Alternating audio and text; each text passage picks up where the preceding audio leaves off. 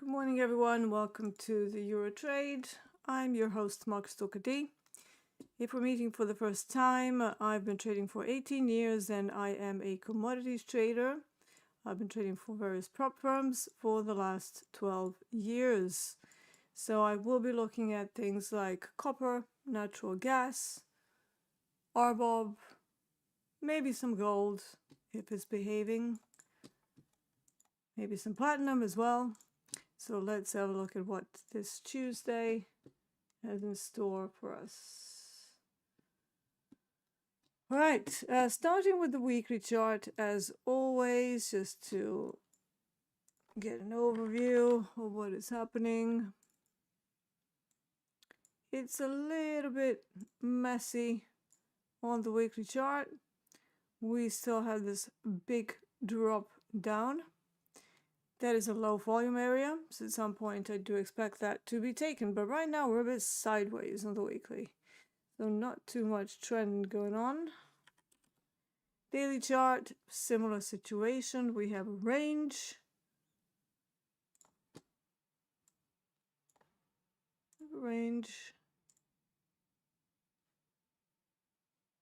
So let's see if I can move some stuff around here.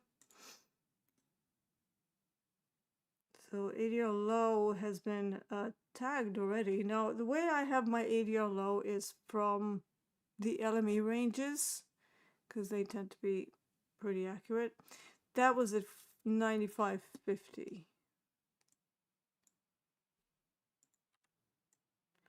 95.50. So not quite the bottom of the range here.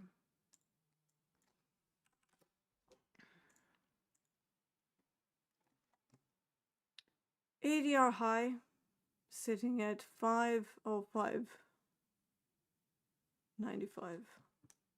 Let's call it 506.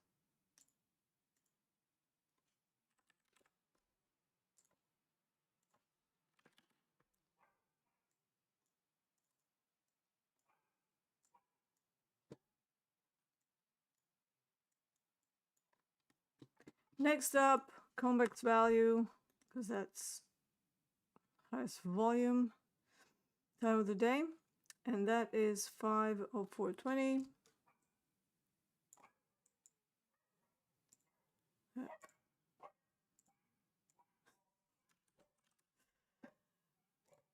Yes, you can hear 7 barking. They're not happy that I'm here with the little one, so I'm just gonna mute while they're going crazy.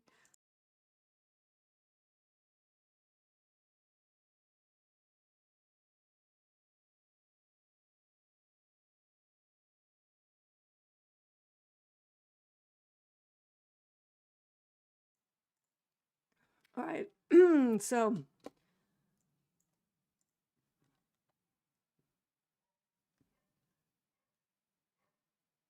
the dude says, yeah, laughing at my gold joke. I don't know, trading GC these days, it kind of feels like walking a drunken dog. Just all over the place, very hyper, doesn't know where to go. And then eventually kind of zooms in one direction. But yeah.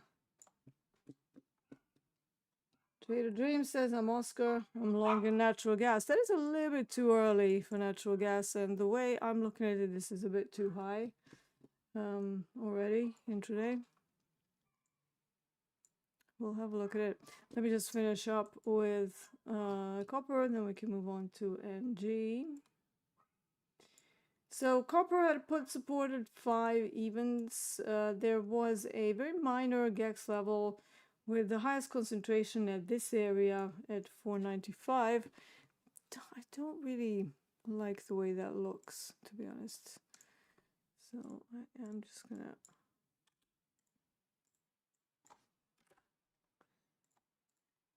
I think range-based approach might be an option today. So initial balance for London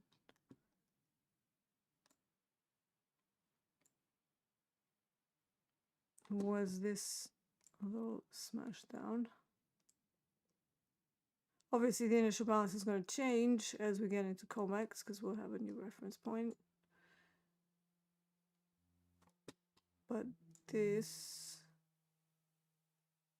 is what we're working with. So technically it's failed the auction to the upside, but I'm a little bit suspicious of that because we had the test of that ADR low there. There is also a matter of the price being a little bit too far away from the value area, so I do think that some sort of a pullback might be in order. But VWAP so far is not allowing copper to pass. It's kind of standing there like a police officer going, "You shall not pass." So we're going to see how that works. And if they want to go lower or not. And then if they go lower, it's going to be a neutral day type. Maybe unusual. Because neutral asymmetrical outlier days do happen in copper, but they typically happen on the upside. Like they're not that frequent. And usually they happen because of something like a CPI, PPI, something inflation related. I have not seen them too many days where they just kind of go down. Because there is a supply worry, like on the back end of all of this. There's a worry about copper supply and all the stuff that's happening with tariffs. So we will see. I think this was a low volume node that I popped in. Yeah. All right, so we went through the low volume node.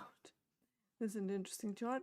And then just smacked back down. Like, what's going on there? It's very, very interesting development on natural gas. But do we have a change of sentiment? Let's have a look at the weekly. Do we? Well, we managed to go above all of these spiky spikes that we had. So we were struggling. They finally broke through it. So that kind of changes the picture a little bit. Slightly not happy that this supply is active. So I want to see maybe a pullback and then see if I can get some longs working.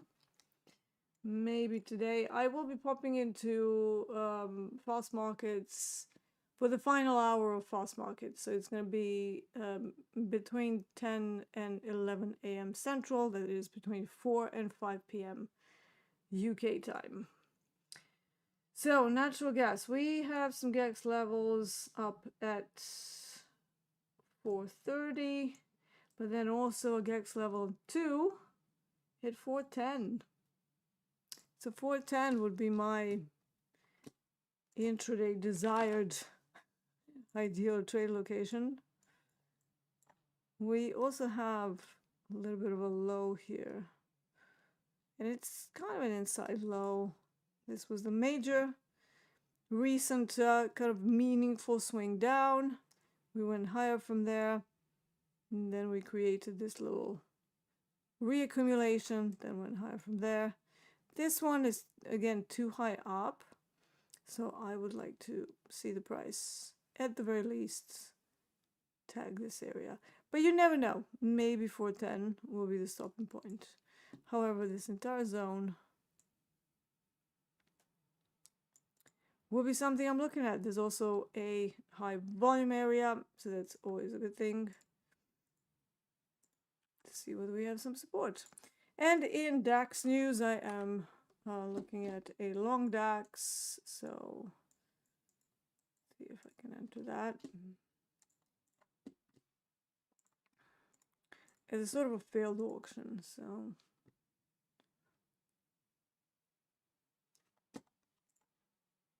all right, 796 entry. A little bit of a spread there.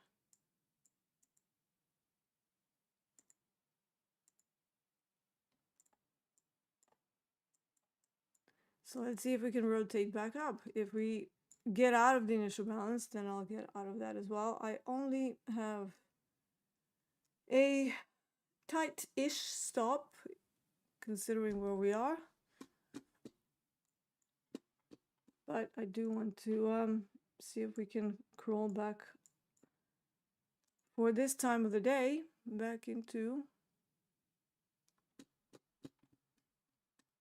the initial balance first and foremost, and then also to rotate. And no, there's no DAX on Topstep just yet. But yeah, so 410 is natural gas for me. I do think that we are pretty quiet this morning on natural gas, on NG. So let's have a look at what the NYMEX values are doing. We're dead in the middle of yesterday's NYMEX value. And we are in the middle when it comes to VWAP. So VWAP is literally flat. So all of that means I need to wait for a better trade location. I do have an ADR, literally around 410. So that is a nice little confluence there with that demand area. And then we'll have a look at what the price wants to do. But for now, to me, natural gas longs, where we are at the moment, are a little bit iffy. We do have GEX3 up at 430. So that could be maybe a stabilizer. And then maybe we'll see some pullback from there, which I'm not going to be trading because that's against the longer time frame sentiment. So we'll see. All right, let's have a look at chat. What are you trading? Right now, nothing. I'm usually copper, natural gas, RBOB, precious metals, and energies markets are my specialty. Something that I've been learning about for the last 12 years, and I have been trading for 18 years. So I started in Forex for the first 5 years. Euro dollar was my baby. Then it went really quiet after Greece went bust. After that, I found crude oil and fell in love with it. So we got married. We had kids. Just joking. So crude oil and I are kind of not on speaking terms at the moment because it changed personality. I don't know whether they're trying to keep it very very range bound on purpose, but we went from it being a beautiful product that moves over 300 ticks in a day to it moving barely 100. And for me, I just need a certain amount of ticks available in the session. So if I don't have that, I also found that with crude oil, so here's the thing, natural gas and crude oil kind of have the same range, with natural gas being a little bit higher, but it's the way it moves. So crude oil usually just goes on this very quick run in a single 30-minute candle and then exhausts the range, the daily range, and then gets stuck in a 30-tick consolidation. Whereas by a stock difference, natural gas usually consolidates in a 30-tick range and then goes on a run of about 70 ticks. So I think this is where I'm resonating with natural gas more. And then I have RBOB now as an alternative to crude oil that still moves 300, 400, 500, 600 ticks in a day. So it's kind of like crude oil used to be. So I'm still in energies markets, but I've just kind of moved a little bit to something that's more suitable for me personally. So I can't trade products that effectively just exhaust the entirety of the day's range in one go. I need follow through, right? You know, I'm not a scalper. I'm more an intraday trader who likes to hold things for quite a while.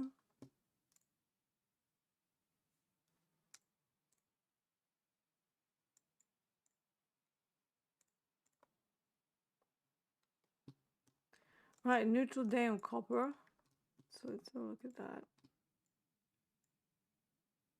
So we went up, then we went down.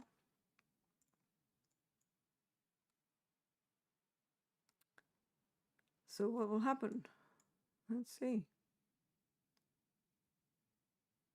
If it's an outlier day to the downside again, I'm not touching it. So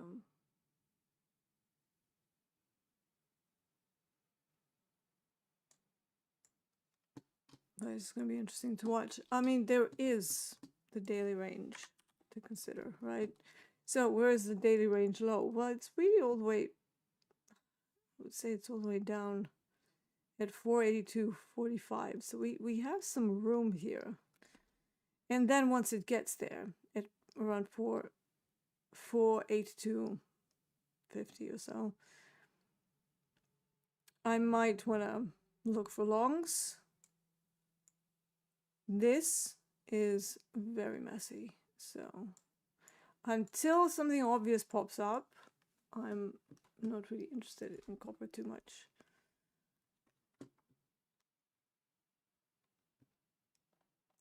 Advin says, I always was taught copper was CU. Maybe in a periodic table, but in trading, there are two symbols depending on the data feed that you're using. It's either CP on CQG data feed, or it's HG on various other data feeds. So, and I actually think that when I was doing the bots on the API, they are actually using CPE as a copper symbol. So there's that.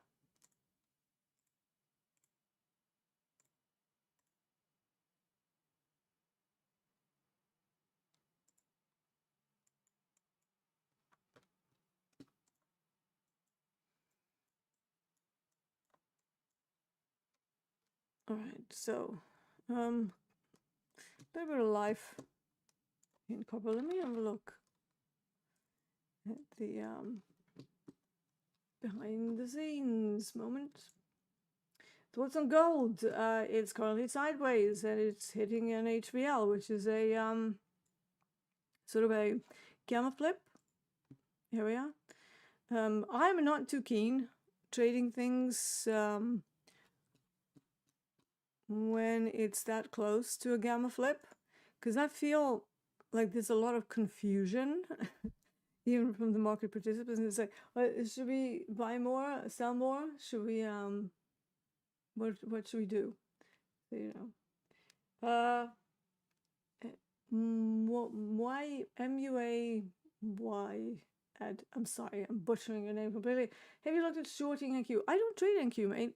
I'm a commodities trader and not interested in NQ one single bit.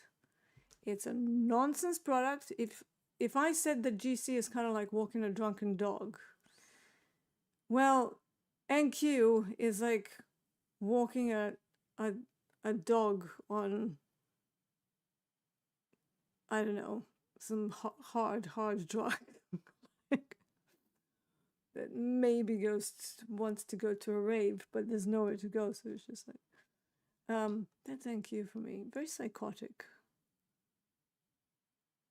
And if you notice, when we had Linda Rashke coming to TopstepTV for an interview, she did not mention NQ one time, right? She mentioned corn, but she did not mention NQ.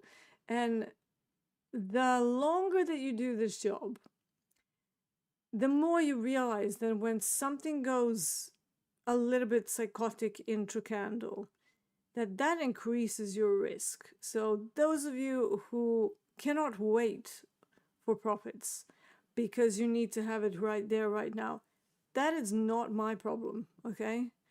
I am perfectly fine sitting in a trade for anywhere from 70, 100, 200, 300, 500 ticks, even if it takes hours. I actually prefer it to take hours because it's a more orderly price action. And I'm sorry if I seem a bit slow today. I had a very big day yesterday. Well, one of my other females got the snip, and then we stayed in a hotel in London. Some of you may have seen my Twitter. and my Instagram. So she was fine, but she kind of had a bit of a reaction to either the anesthetic or something, so she was waking me up every 2 hours. And yeah, I also had to drive back home last night, so I'm just a little bit tired.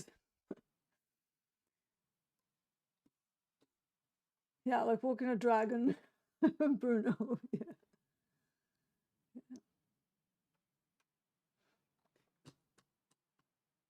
Okay, copper deciding to slightly go down. Interesting. It's about to exhaust the average session range low for London. So let's see what that does. That is coming up at 93.40, and then if that goes, definitely no touching it. We have an HVL all the way down at 489. So again, trading next to an HVL, not really my fun activity. So really the ideal situation would be that we go back into neutral day. Just give me 1 second.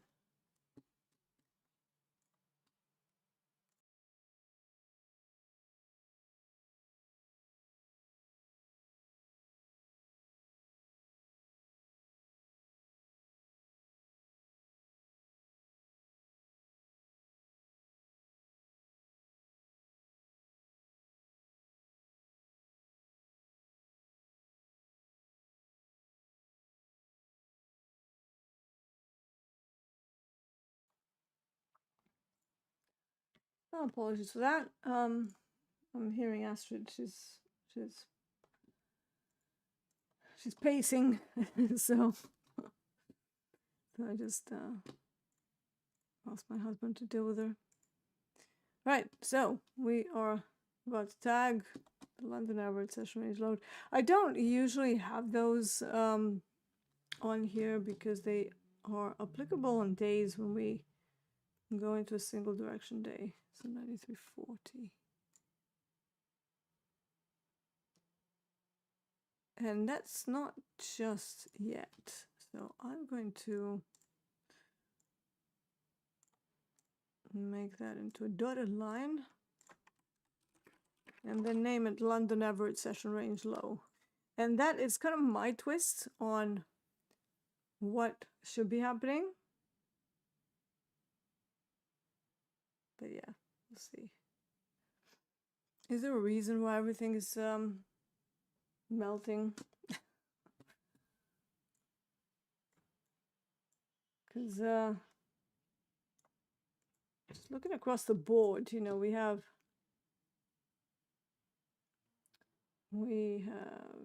equities down, copper down, gold sideways but up in Asia, platinum down. Did I miss something while I was away? let me see what's going on.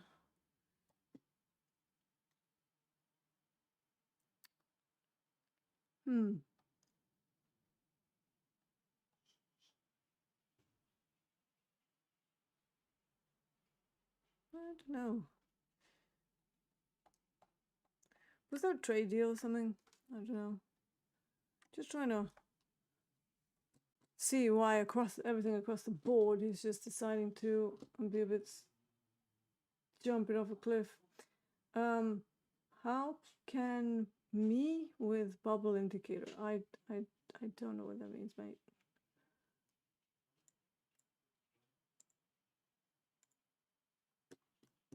If anyone can decipher, I'd be more than happy to oblige. Oh my goodness. The Cavalier has joined us. All right, can you help me with bubble indicator? Yeah, I did create a YouTube video on my channel. I will be uploading that. I do apologize. Again, I was away from home and did not do the homework. But yeah, I am planning to upload that.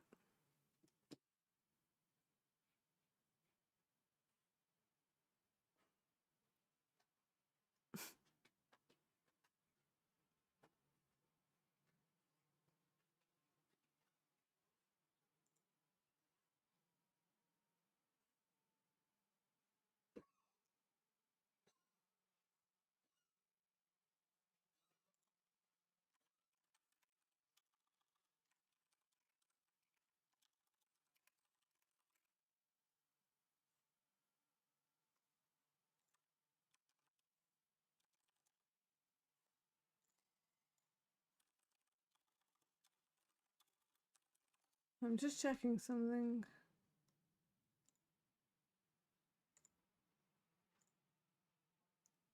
No, I'm not really seeing anything like so yeah, when it comes to the bubble indicator, it's not an indicator. It's an order flow tool, and it's not going to be as easy as you just starting to look at it and then magically every problem that you have as a trader is going to be solved. In fact, you can expect you can expect upwards of 2 years before you can actually find patterns in it. And it's not something that can be easily taught because there are contextual variants that you just don't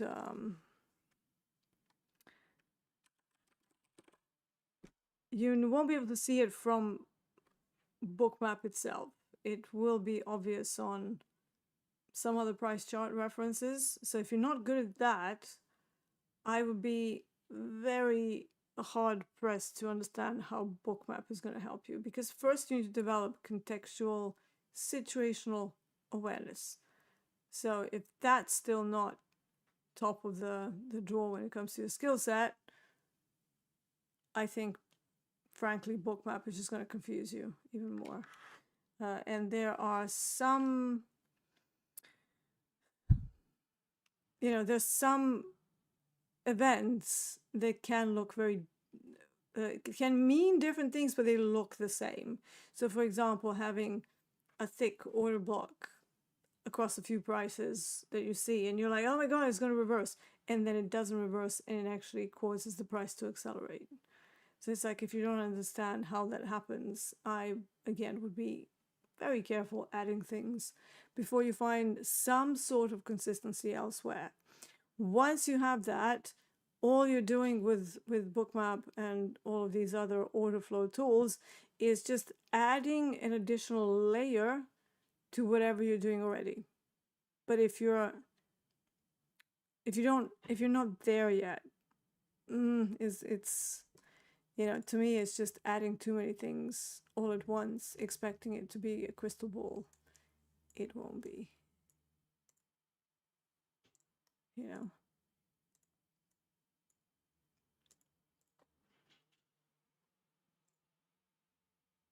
Right, so copper into an outlier day early on. Single prints left behind. I have no reference points here until we get to the bottom of the range.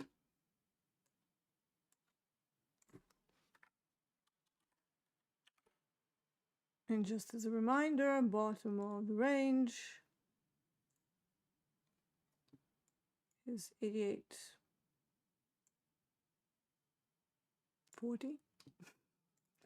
That'll do. Okay.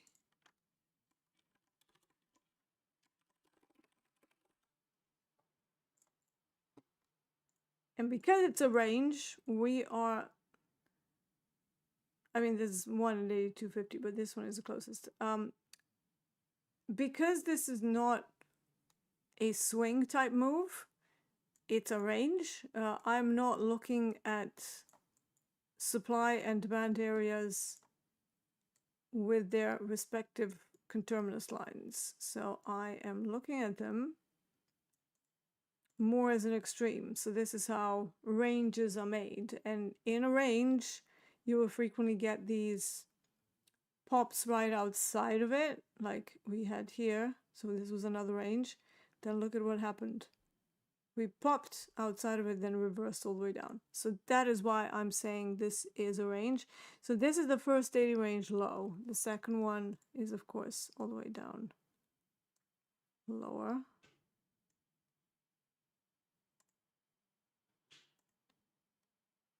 But once we get there,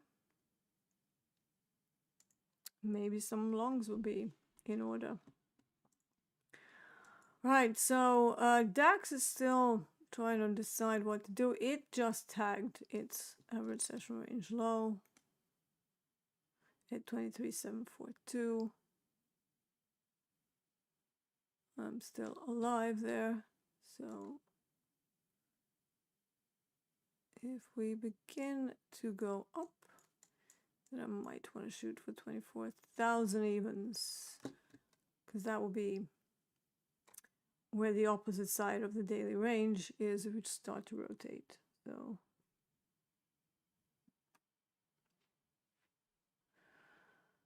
okay.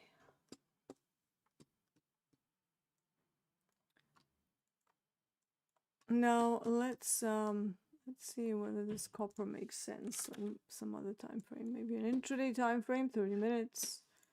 So we're not going to be refreshing this right now. What do we have to the left?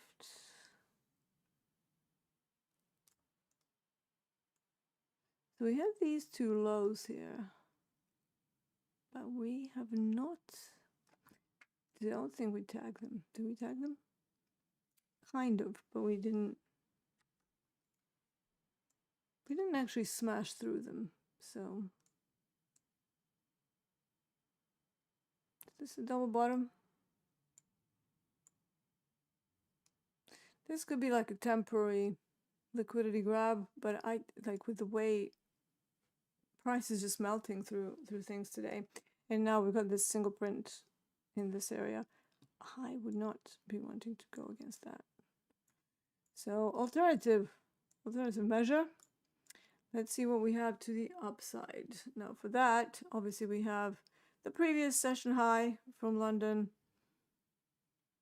So that becomes an area for maybe some shorts.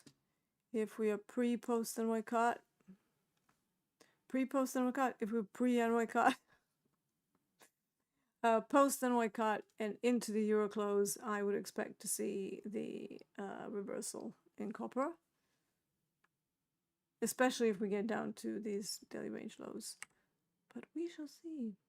Now, let's jump through some candles in time frames. So that's still an obvious one. The Cavaliers reverse sneezing. It's alright. That one was already taken. Okay. Yeah, I don't really see much. So the only reference is this one at just sub 5.0. And then the next one, I mean really up here, 506.70. That's Asia high. All of these highs that you see, they don't, like for me, the way I look at relevant highs and lows is they have to have a good sort of reversal pullback for me to kind of qualify them. If they don't have that, they're not true sort of swings. So therefore, the highs and the lows that result from effectively reaccumulation or redistribution, in this case, where we just keep going lower, they're less valid for liquidity grabs. And therefore, I exclude them as areas of interest. But this one had a nice run up, created a high, dropped down. This one, bit consolidating. Eventually went down. This one definitely not.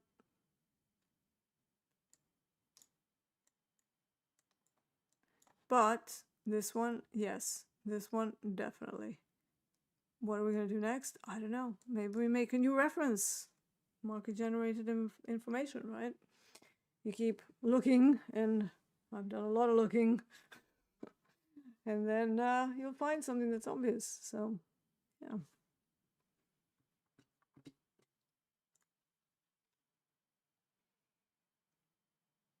Dakota joining me with a live account with 25k starting balance. Yeah, I didn't doubt that he's going to be back. What are the names of the indicators? Well, on this chart, I only have 3.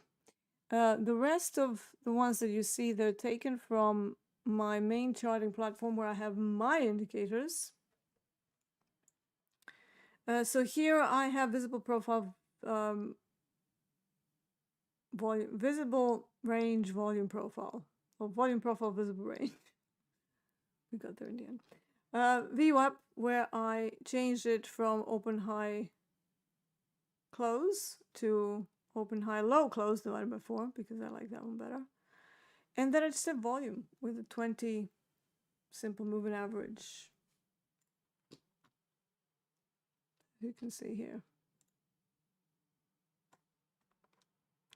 Yeah, and then the rest of it is my eyes, and then the market profile from Blatek and the average daily ranges from Blatek DR. So. And then obviously some options from Mentor Q.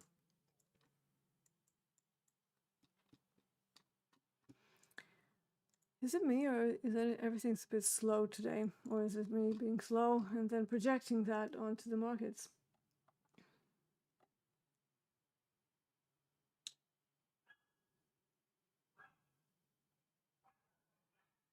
What is going on with the dogs today? Christ, they're very loud.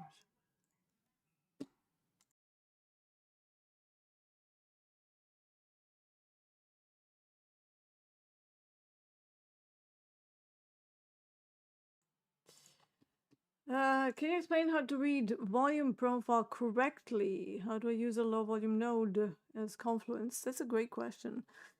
So here's the thing. For volume profile, I use it on large time frames. Why? Because it can provide you with a pretty decent clue of what's happening. So right now, if we just remove all of this and we only look at the volume profile, you can see a couple of things. You can see that we've built up volume here. Usually this is a sign of a distribution or a range, right? So you don't necessarily want to trade in zones where everything is so thick, because it's like, well, where are you going to actually find a good, strong move? Now, before I continue, I need to preface this with the fact that low volume areas are areas where we expect price to move quickly. In which direction? That is a whole other can of worms. But on average, usually you will see at least one pop into, like, for example, an extreme low volume obvious area like this one, and then a quick reversal on the first test. Second, third, fourth test, it's anyone's guess. So you have to use more sort of market generated information to figure out what they want to do with it. But the idea is that low volume areas will either bring a quick reversal or a quick follow through before it hits the next sort of high volume area when it slows down. Because high volume areas means that there's a lot of interest there, and there's still probably likely a lot of interest there despite some inventory being there and then them making money on it, whatever, but people will see it as a visual clue. Markets are very visual. So whenever you have a thick volume area that is very wide, that usually means some sort of a range. If you have thin volume areas like this one here, that means it's a weaker structure that is not, it's kind of hanging there in expectation of somebody coming back for unfinished business, okay? Because whenever they leave such big, quick moves, those moves tend to be retested as weak structures, especially on commodities. On equities, sometimes you get these like gaps that never get a fill. Well, maybe they get a fill like once in a blue moon when you have a black swan event. But commodities, I love them a lot more because they will retest some of these areas a lot more frequently. So what's next? The next point is there is something called the volume point of control, but please don't think that that is a control of anything. And again, it's contextual. So if you have a trendy market and the price keeps moving the point of control with it, that simply tells you that there is a trend and then they are basically moving that point of control with the area. It does not mean that when the price touches point of control, then that's a good trade entry, because it isn't. It's usually the middle of the middle. What is point of control? That's this red line. It is the widest point of the profile, whether it's market profile, whether it's volume profile. It's the same. So if you're going to enter a position anywhere, it needs to be away from point of control, and then you use point of control as a loose target, if that makes sense, right? So that's the second thing. Point of control is not a control of anything. It's literally time versus volume, right? And then they kind of create the point of control. I don't know why they called it point of control, frankly, because I think it's confusing, because people think, oh, point of control, there's a lot of people there. Yes, but it's literally just, like, for example, let me give you an example. Let's say you have a quiet Asia session. And if you look at that, today it's not that quiet, but we'll still look at it. So what do you have here? Let's say this is the entirety of the Asia session, just this area. Sure, there's a point of control there, and ignore that this has happened, right? So we're just looking at literally like this section. Imagine that that's the only thing that's happening, right? So if you look at that, would you say that the middle of that range is the best trade location you can have, exactly where this point of control is? No. But why is the point of control in the middle? Because that's where most volume happened as time went on. So there's a difference between time and volume being smushed together and then eventually causing you to have a high volume node. And then there's also the idea that when you have an exhaustion volume, which is an entirely different thing, that happens very quickly in a super like minute time frame that usually causes a reversal. Two different things. So one builds it over time, the other one literally just a jolt and then a reversal. So one means information that we have some sort of a range and that the POC might be okay as a target. So for example, if I was long, let's say I'm going to long copper today. Where's a good target? Well, one would be VWAP overnight. Second one would be volume point of control. Third one, very aggressive, high of the day. Don't know what's going to happen, but you know, keeping those two price points systematic and always the same brings consistency. Consistency is not built by praying and hoping that somehow, someday, it'll all slot back into place. It's built with methodical approach, with a methodical approach. So always using the same levels, always using the same reference points, always using similar targets for similar setups. The more you can define those, the more consistent you're going to become as a trader. And it's not going to happen overnight. It is a never-ending thing, although you get to a point where you do know what a good setup looks like, how to name it, because I name all of my setups. I have about 5 core ones, and then variations on them. And if I can't name a trade that I'm in, that's not an issue, because it means that I shouldn't be in that trade. Very simple. So, you know, once you stop kind of taking random trades that are just entertainment for you or boredom or whatever, then that will be growth. And also, if you manage to have a losing day without completely spiraling out of control, that will be growth as well. Because, you know, not every day is going to go according to plan. In fact, there will be a lot of times when things won't go to plan, whether because of you or the markets. It doesn't really matter. But if you can have a red day and be okay with it, that will mean more maturity and growth as a trader than most.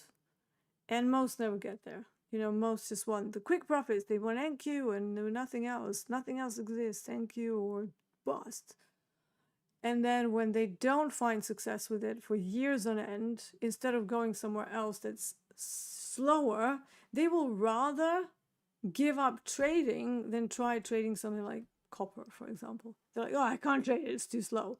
It's like, but do you, like, you know, so you want to go back to 9 to 5 over you having to wait for setups. It's like, talk about like the extreme version of your brain dragging you into a comfort zone, if I've ever seen one. And, you know, I'm somebody who doesn't give up at all. And whilst that's worked against me at times, it generally works for me. Because I just don't do anything halfway and I don't give up. So until you get to that pedantic, methodical way of reading the markets, things are going to be a struggle.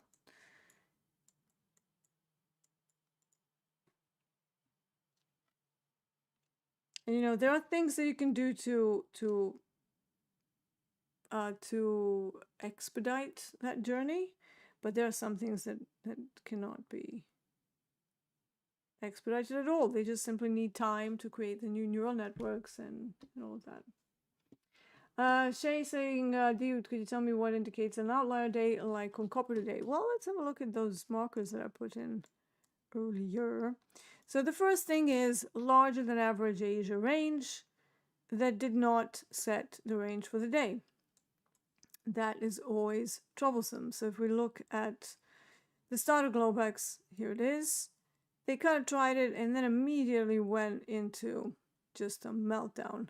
The liquidity grab from the previous day's low brought zero reaction before it continued. And now that we're so deep into the London session, we have single prints below the initial bounce low. So I've made a marker here.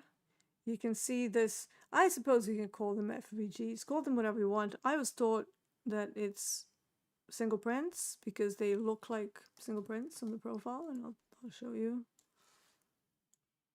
I should show you just for a second. And at some point we're going to get these. So here are the single prints, right? Letters, building shapes. What are we doing? Reading cereal boxes. But that's what it is. Letters that are single and alone. They're alone. That means potential for an outlier day. It doesn't mean that it won't just like turn around whenever either post and Wycott goes. I'm not sure that LME is going to be that active today, but we'll see.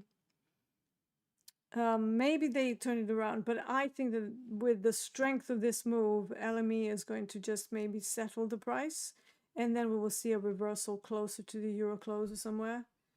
And everything kind of melted down. Now I'm seeing natural gas turning around. I'm seeing DAX turning around, which is okay because I'm in that trade.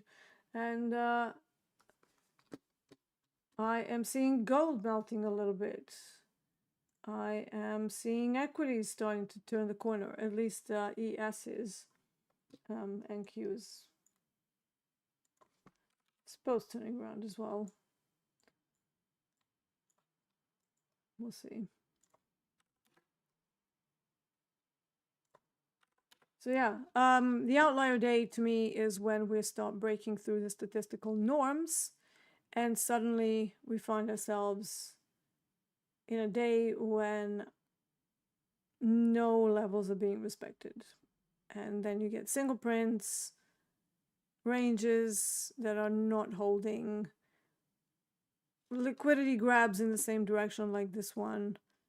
So failed auctions and then continuation, and then also a neutral day. So we extended the initial balance both sides, and we left a single print to one of the sides. So now it's a neutral day, but we don't get a pullback. If we don't get a pullback, that will be an outlier day, because all the statistical norms are gone. So you can't apply normality when you have an abnormality. Then you have to adjust for that, and you have to make sure you're not just jumping in randomly with like these big candles, either side, long or short. And you know, when it's just melting, there's no front running anything. Some of you want to front run a trade, but then you're like, oh, I'll wait for a confirmation on a 2-minute. And then you don't wait for a confirmation. You go in, and then it confirms that it's not a reversal. And then you're crying, and then you're like getting upset and stuff. It's like, if I do that, I'm like, okay, ouch, yeah. Let's wait. Let's be a bit more patient. Let's get off the 15-second time frame. Then maybe we'll find a trade.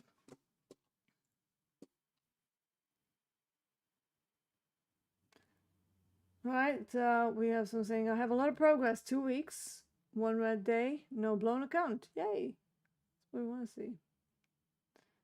How do you draw the volume profile on lower time frames? I use market profile on lower time frames. So I don't like volume profile because it doesn't have enough info for me. So for me, I want to see the extensions, and here I'm just kind of drawing the initial balance, and I'm drawing the value areas so you can see how it all relates. But the volume value is kind of similar, but it's not the same.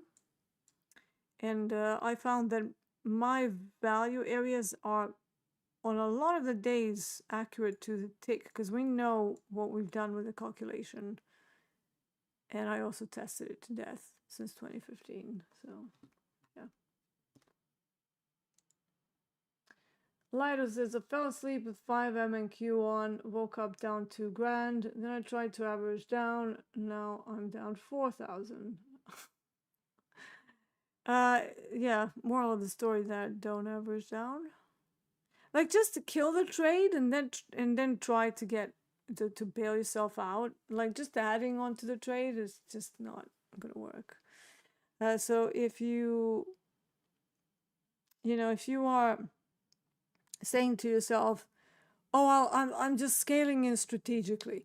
No, you're not. If you are designating 5 M&Q as your max default size, meaning that's the size you should be trading with, and then you go and you say things like, but then I'll just add another 5.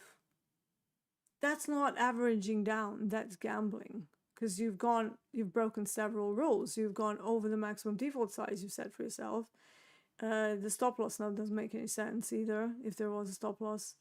So yeah, keep saying to yourself, oh, it's just, strategically scaling in. You've gone 100% over your designated position size. Why? So don't wing your position size. Don't wing it. Just go, oh, today I'll use 5, tomorrow I'll use 10. Have a scalable, again, consistency needs to be done across everything, right? Not just daily loss limits, not just number of trades per day, not just maximum default size, which means maximum default size, not 15 minis. It means you designating 5 M&Qs and saying, I can go less than this, but at this moment, I cannot go over this. Where is my next sizing up point? Then use value at risk to see what sort of balance you will need for the next sizing up point. And until the balance gets there, You do not touch it. That is what it means to be a professional money manager. It is not winging it. It is not, oh, Dee, you're being too conservative. No. If other people were looking at how some of you are trading, and they're like investors, they wouldn't want to touch you with a barge pole, let alone invest money. So be very serious when it comes to things. You know, don't be one of those people that's like, risk management? Well, I managed to risk it all. It's like, it's not funny. It's worrying. So yeah. Shay says, Dee, are there any resources to get a framework for times, etc. to trade commodities? Yes, in the pro development program that I created, because I don't know too many people who trade commodities, frankly. I think Mary Black has some, but time-based, that's mine. So time-based is something that I figured out that we all knew. So I don't know why this isn't actually talked about more, but everybody who's traded like energies markets, everybody who's traded gold, if you've traded it long enough, you start to see some patterns, and there are patterns of reversals either around or after 9 a.m. Central or into the euro close, and then again for 30 to 90 minutes before the market actually closes for the day, meaning NYMEX or COMEX. Sometimes 30 minutes is all you get, sometimes 2 minutes these days on energies. But yeah, so time-based stuff is a huge part of my methodology, and I cannot tell you other resources because from where I'm standing, I'm the one who figured it out and put it in a course. So think of that what you wish, but every other course that I did elsewhere, they had no mention of that. And I was like, are they blind? Like, what? Teaching crude oil and you don't know this? Like, what? So yeah. But back in the day, like if you were in the office and you were talking about it and everybody's like, yeah, I'm just gonna wait for, for the, pre-settlement fade. And, we used to say things like EIA and fade. Sounds great, doesn't it? Similarly, some people used to say CPI and fade, but on copper that doesn't work very well. So yeah, it's just a framework that I devised in my own way of doing things to keep myself sane and to not have to spend a million hours staring at the charts. But instead, I just look at it at a particular time of day, usually after NY cut. So that is like after 9 a.m. Central, 10 a.m. Eastern. That is 3 p.m. over my time. And then sometimes I don't even find a proper setup until the euro close is upon us. And then I will get my higher probability setup. Having said that, DAX at this summer day usually likes to rotate back the other side, and it's just failed the auction. So I am still in 796, still waiting. So I'm going to try and run it up until the round number of 24,000. If it starts to wiggle around just under it, like 950 will be fine for me.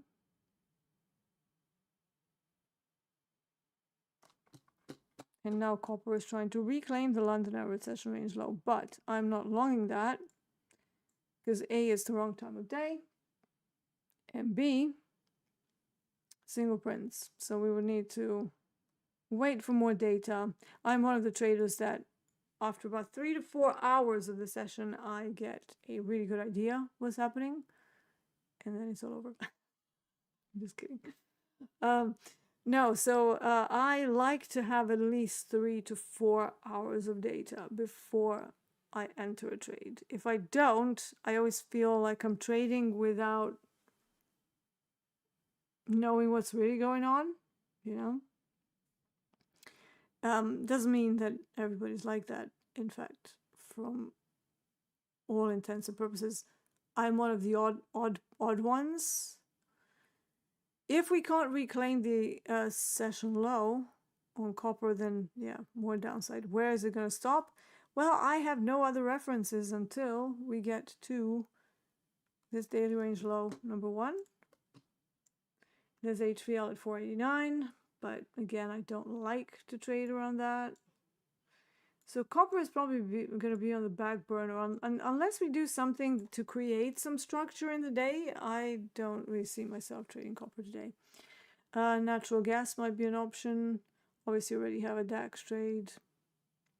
But you never know. If we reclaim ADR and then we start to extend the initial balance for COMEX to the upside, maybe I'll pop in a trade, but maybe I'll go short into euro close if we're high up enough. Like, let's say we get to 5.0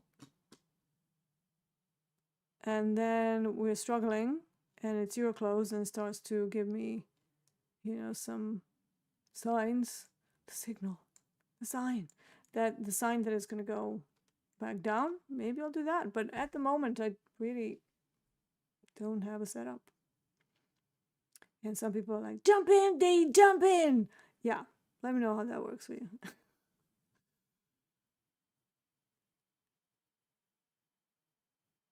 Would you consider DIB just orb on a higher time frame? No. I don't like orbs in any shape and form. And I hate doing... So here's the thing. I do have 2 setups in my Pro Dev program based on initial balance.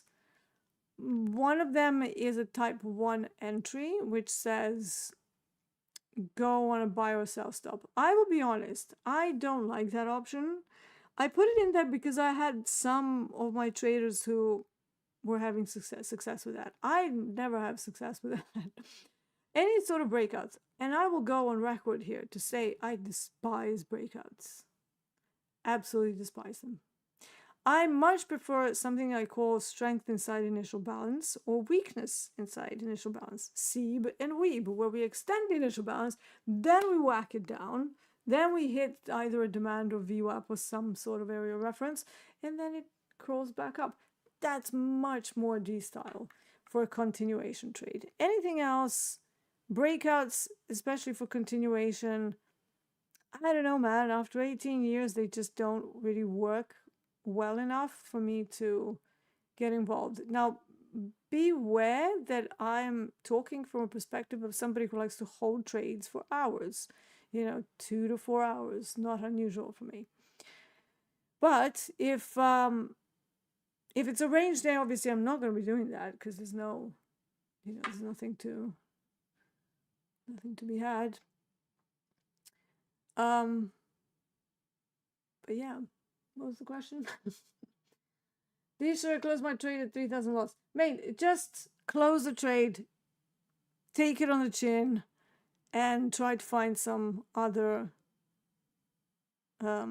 opportunities. Holding on to a loss and going into the prayer mode, that has never worked for anyone. And if it does work for you, it's actually going to damage your mindset, because then you're going to be telling your brain that it's okay to be doing that. It isn't. So own up to your mistake, Lido. Own up to your mistake. Just say, oh, I have to know. Okay. Ouch. Dust yourself off.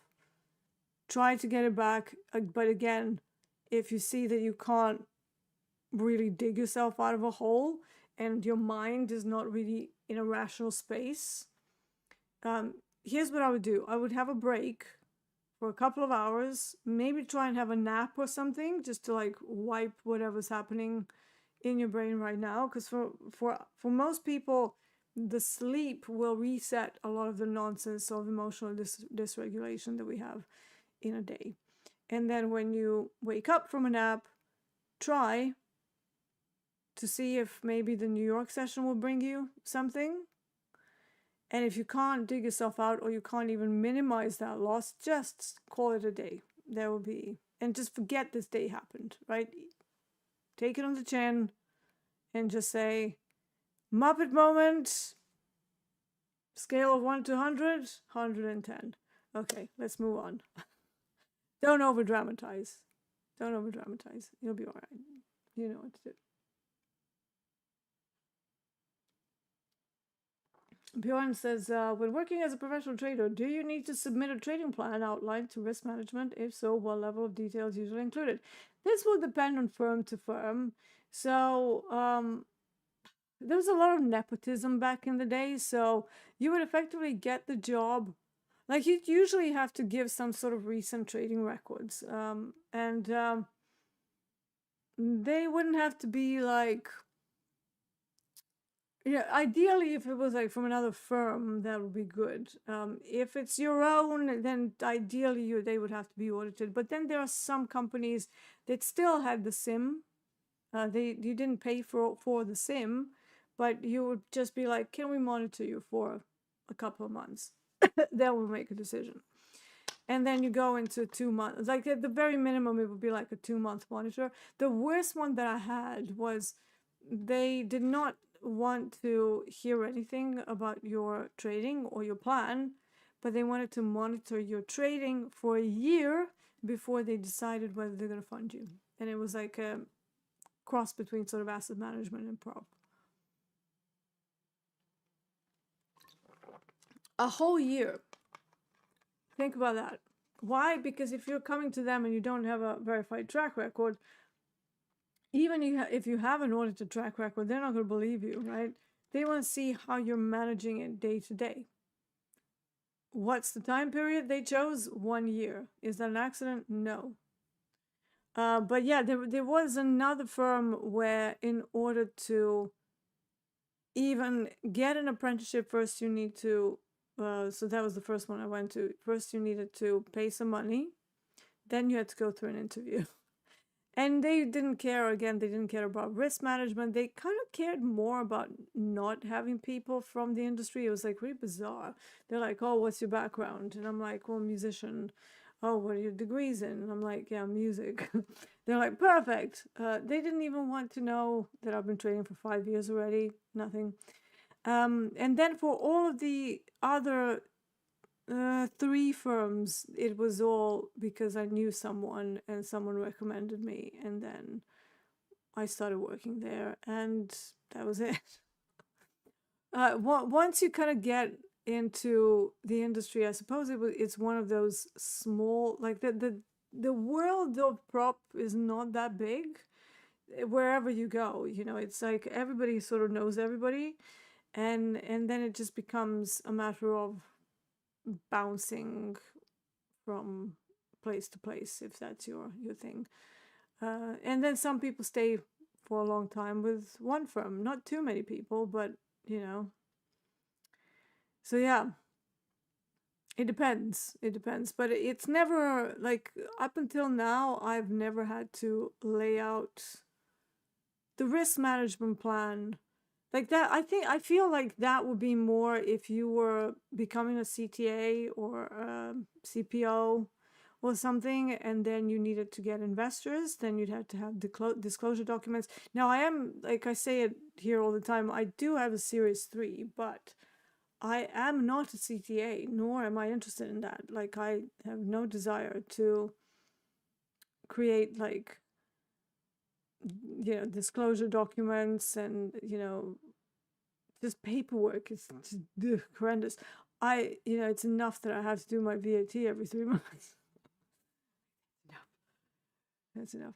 But yeah, it's probably more when you would be looking for investors, because then you have to show a track record. You have to make sure that your risk management is absolutely spot on. Over here in prop, you can allow to be like, you don't have to be like, oh yeah, but I will always, like, if you add a micro here and there, nobody's going to crucify you, right? Nobody cares. But if your variance is so high, and if you're wondering, well, how do you make it to the live account? Well, you certainly don't make it to the live account if your variance across the P&L is massive. So you have one day of like 15K, then another day of minus 10K, then you have plus 3K, then you have plus 40K. It's like, great, you made money, but that's wildly inconsistent. And the risk, they just don't want to see that. They want to see that you have some sort of a plan, that you're not just YOLOing targets, just, oh, I'm just going to let it run. That's not a plan. you know, letting it run, crying over spilled milk, even when you get 2R and then it goes to 10 and you're like, oh, but I should have. Like, who cares? It's just one day, Christ, and it's an outlier. Yeah, but I could have. Was it in your plan? No, it wasn't. So, what are we exactly crying about? Like, I just don't understand. I don't know. Anyways, let's move on. Are we trading now? Well, I'm in a DAX position, but we don't have DAX, so sitting in 3 mini DAXs at the moment for $813 from 23,796. That's about it. But we don't have that on Topstep, so nothing on copper yet. I think this is probably gonna either take this out again or smack into VWAP and just carry on lower. So I'm not catching a falling knife, so therefore no trades for me yet. And again, I will be on fast markets for the last hour, so maybe I find something on copper then. But in the meantime, I'm going to be babysitting my DAX and also maybe looking at natural gas. Like I've got nothing yet, but if we fall down to 410, my ears are gonna perk up. I'm getting perked up. Not in a grasshopper way, by the way, but in a nice sort of interest way. Kind of like my Astrid. Turn into a doggo. So yeah, 410 maybe longs on natural gas, but we'll see. It's all contextual. It depends where we are at the time, and I could change my mind if we're very high up and we get back up to that supply. I might say, actually, you know what? I want to short this because we exhausted the ADR to the upside, which is at 435, and at 435. We don't really have much there, but I think there's a daily supply up there. So, again, I mean, this is a combine, so I suppose we could do a trade if it kind of continues to push. But remember, this is not what I would ever do on my own account. So let's have a look at the 2-minute chart. Because this is too big now. Too massive. I would need, to cover that low, I would need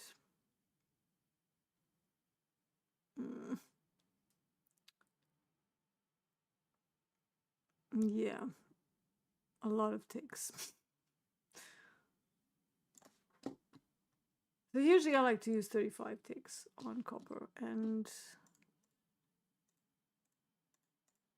the way this structure is and the ATR, we need to use 55 ticks. That's a lot. There's a lot. So let's wait to see if it swings back down, creates maybe another low. Let me see what bookmap is saying. Are we positive delta? We are. So if delta sort of shaves off a bit, then maybe, just maybe, there's along there. But I don't like the trade location. So if I divide this into 4,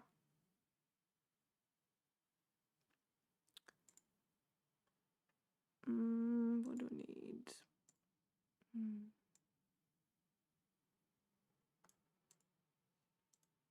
So if I divide this into, let's see if this will work, 0.25. Just hacking my fib tools. Yeah, okay, that worked. So I'm effectively dividing this whole swing. I mean, it's not done yet, so this doesn't mean squat at this point. But if you look at this as a newly formed swing, where would be the best trade location? Well, not before the 50%, but really, if you want a really good trade location, You would want longs if that's your jam, but that's dangerous, at 492.55, right? So that would be a nice low risk into this excess or touching excess and then expecting another reversal. Why excess? Because this is a big wicked candle, which in profile is called excess. DAX doing well. So yeah.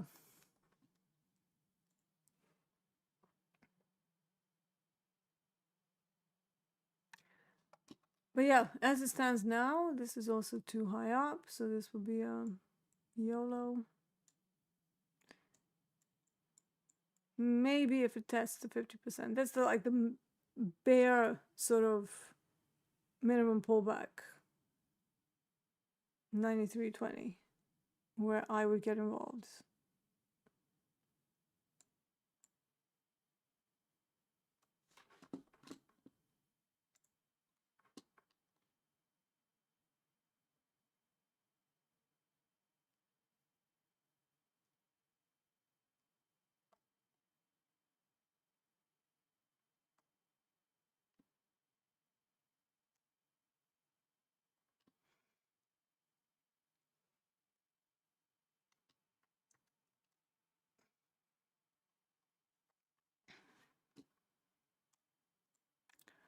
Right, we're still waiting. Is it gonna give it the drop? Is it gonna give it the drop?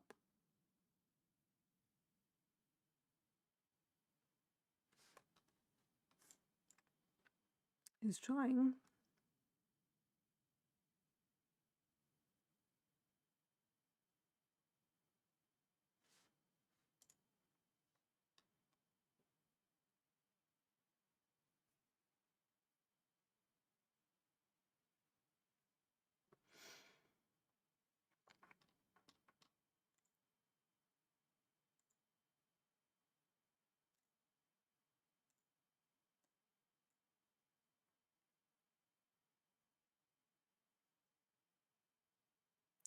Right, we're almost there.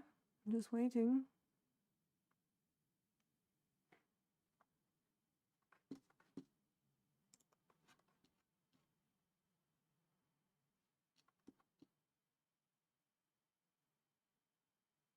So a couple of things that I want to see, obviously that we hit the level, but then we also start getting some buyers stepping in. If they step in now, it's still too high, so that means my stop would need to be at least down here. It's too high. So, you know, limiting risk is a very big deal.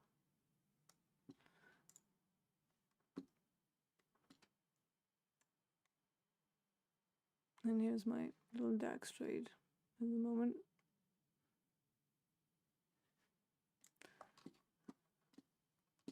It's a shame we don't have DAX. It's a nice product. Very nice. Especially with this time of day. It's pretty cute. So yeah, this was a classic failed auction on DAX.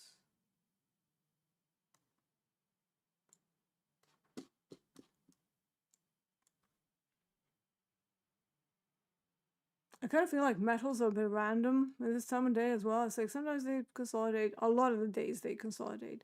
And then once in a blue moon, they're just like, yeah, let's go on a run very early. 6 a.m. Get your running gear on. And you're like, whoa.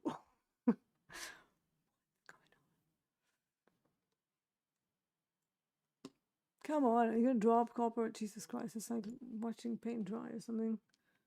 Like just when I want to do it, they decide to stop.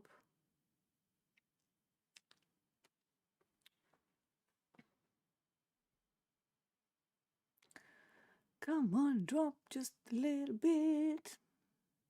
So all I want right now is 93.20. And I know it's a combine, but we still shouldn't be doing nonsense trades, right? And we're still underneath the initial balance on copper. So all of this, like this is the IB low. The failed auction would be if we actually crawl all the way in here and then close it with no selling wicks. So you can't have a selling wick because that means the ADR low is being smacked into from the opposite side. And in order for me to enter, some people would be like, well, D, why don't you enter with a really tight stop? Because that doesn't work over a long sample size. It just doesn't work. The Darth Buddha says, my favorite Slavic trader. Thank you.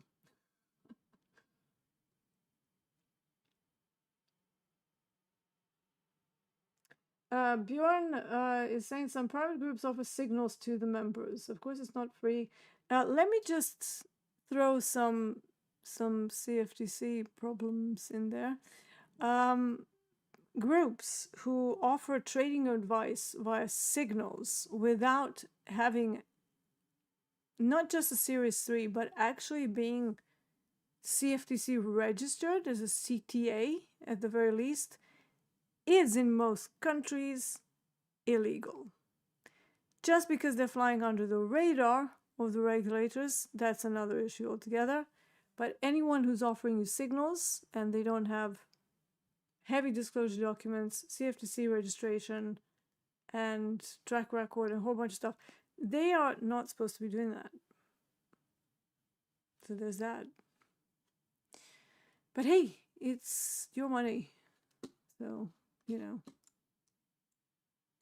it's not an easy thing to become a CTA. You know, there are qualifications, and many people who are flying under the radar, they think they can avoid that for now.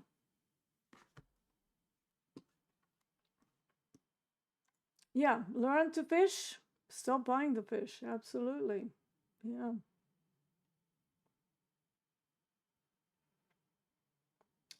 Darth Buddha saying, locked out on the day, up 2K times 4. Feel that's enough. That's a good day's work. I don't want to fall to my own greed. Yeah, that's great. All right. This is not dropping down to the thingy, so I'm going to finish it up and go babysit my DAX. See what happens around 900, 950 if we ever get there. If not, I'm just going to take whatever we have here in a few minutes, book a grand on the day, and call it for now. And then after that, I will see you later on for the final hour of Fast Market. So I'll be popping in there for a bit of a banter, maybe a trade or two. We'll see.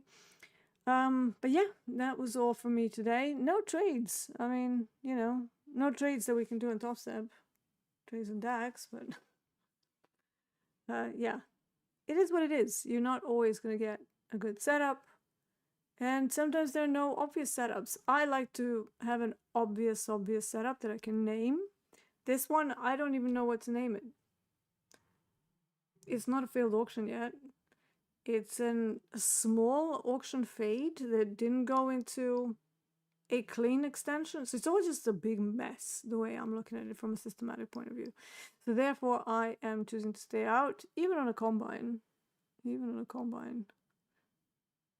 And we'll see what the day brings a little bit later on when we have more data and things start to get a bit clearer. That was all from me. I shall see you in a bit. And until then, trade safe. Try to stick to your rules. Don't call them rules, just call them habits. And I will see you again in a few hours. This was the Eurotrade. I'm Marcus Stalker D. Enjoy the rest of your day. Take care.